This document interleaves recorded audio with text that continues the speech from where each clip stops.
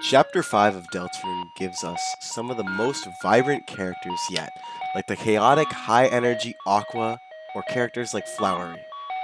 But beneath the surface of the Flower Kingdom lies the most terrifying thematic mirror Toby Fox has ever written.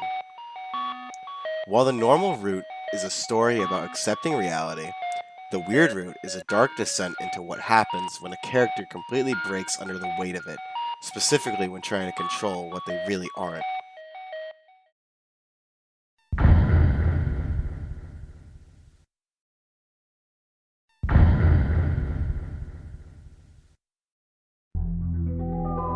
To understand Noelle's descent, we have to look at Asgore. His arc in the normal route is about finding peace and acceptance.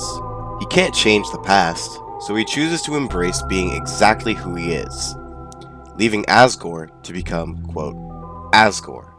But Noelle's entire existence is a cage of expectations. She doesn't want to just be Noelle.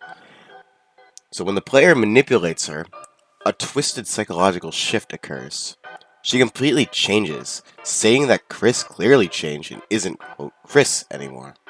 She admires this, not understanding why or how Kris changed, though it is because of our decisions as the player.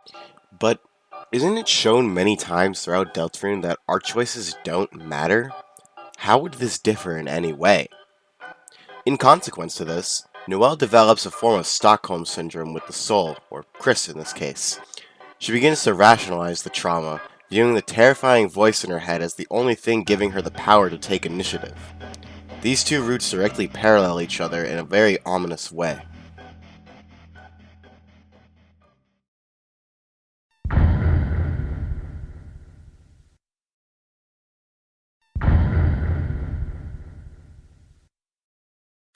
I'd like to bring up two literary themes. One being fate, or prophecies, and the other being water. A self-fulfilling prophecy is a prediction that somehow causes itself to become true. The characters may try to prevent their fate, but in the end, their actions simply cause that fate to come about. This reinforces the idea that the player's choices don't truly matter as they wish they would. While we can change the journey, ultimately, we cannot change the ending. Of course, Noelle doesn't necessarily understand her fate, or even know about the prophecy for that fact, but she doesn't enjoy how she is. She's not happy with that, and she wants to change her fate. It is my belief that this will be the previously mentioned self-fulfilled prophecy. This is due to her forcing her outcome in a manner that's impossible, inevitably leading to what will occur stated in the prophecy from Chapter 4. The lake in this scene seems to act as it would in literature. For example, lakes are often used as symbols in tales in which characters face great decisions or much introspection. Except, it's odd, because Noelle didn't have to do this. So, why? Because the lake isn't just a geographical location or a dream Kris and her shared when they were younger, it's a physical manifestation of her crossing a point of no return. The lake could technically give the idea of a literal barrier, and it being something Noelle must cross to reach new heights or a newfound mental state she desires so much, but that seems to be up to interpretation. The last thing I'd like to touch upon is water and snow. Thomas C. Foster's How to Read Literature Like a Professor depicts these two things in an interesting manner that I think should be brought up. Foster states that water is often used as a way to represent renewal. Now, what does this mean for the case of Noelle? Well, she quite literally is purifying herself in an attempt to change. Snow is also something interesting, very interesting, in fact, that Foster brings up. Essentially, snow is beautiful. It is graceful, but just as it can be beautiful, it can mean sorrow and death. Sounds familiar, right? It's exactly like Noelle's character.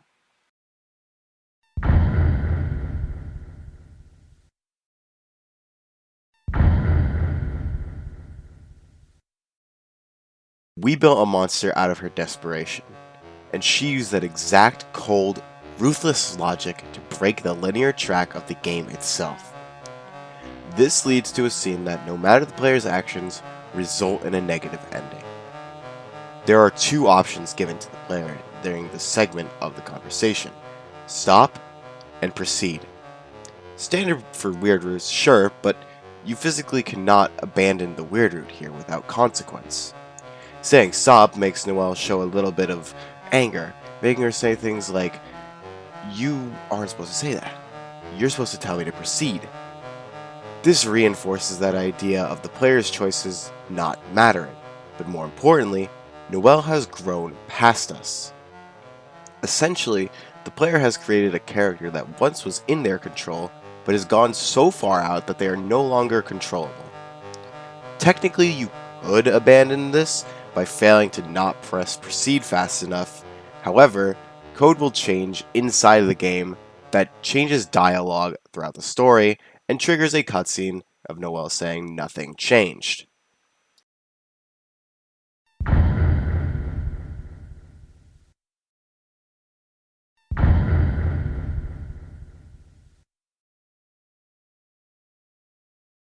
This brings us back to the ultimate tragedy of the self-fulfilling prophecy.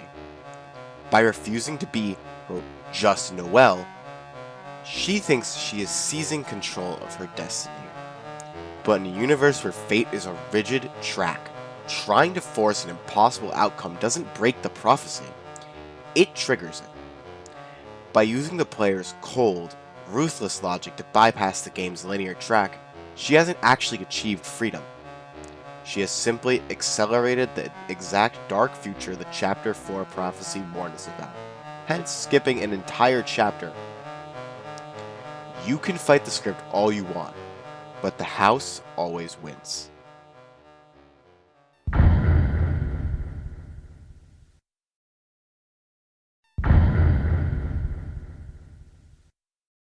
I do not personally believe Noelle and Kris are dead, simply because of the ending, which makes it out to be more content. On top of this, it wouldn't fit with the Chapter 3 minigames, which are a guide to the weird room. There are tons of videos that dissect these minigames and what they all mean, but with the newfound information from this specific cutscene, they can probably be figured out even a little further.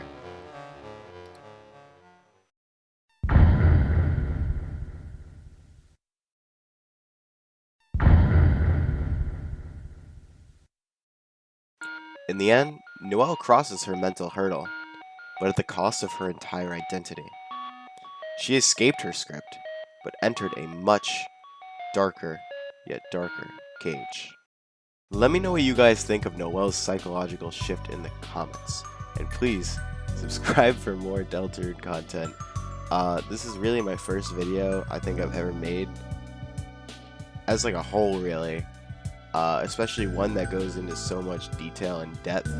So I'd really appreciate any feedback in the comments, good or bad.